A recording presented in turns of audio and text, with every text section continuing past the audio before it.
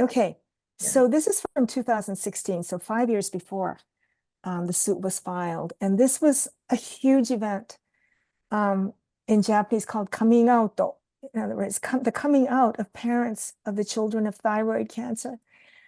But as you can see, I was very surprised myself to see what form this took. The two fathers were in Fukushima, and the press were in Tokyo and communicating. And of course, we see only their torsos. And so they were referred to as the person in black and the person in white. And not only are we seeing only their torsos, but their voices were altered.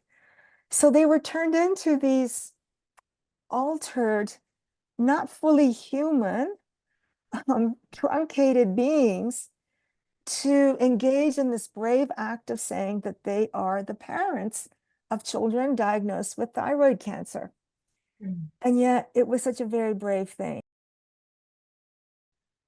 The way that people have to kind of obscure parts of themselves and depersonalize themselves in order to be able to say, like, publicly, I either have been hurt, by radioactive fallout, or I've been impacted, or someone that I love has been impacted. I feel like it's all the more cruel in the context where there are some kind of prominent academics who are kind of associated with nuclear reconstruction in Japan, who have been arguing that to speak about Fukushima is to be, or to talk about your injuries in a politicized way is an act of discrimination. So it's not just that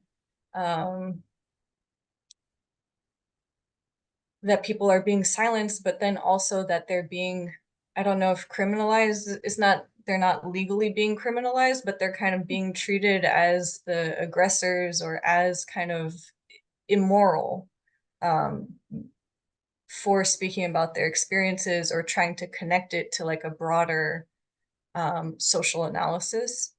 Um, and then it just, Yeah. yeah, and it's like you show so clearly how that is, how that's just such a violent um, discourse or narrative, and also how false it is, because you see the continuation of, discrimination against people who have been affected by radioactive fallout, continuing, within the shadow of this whole kind of silencing of it.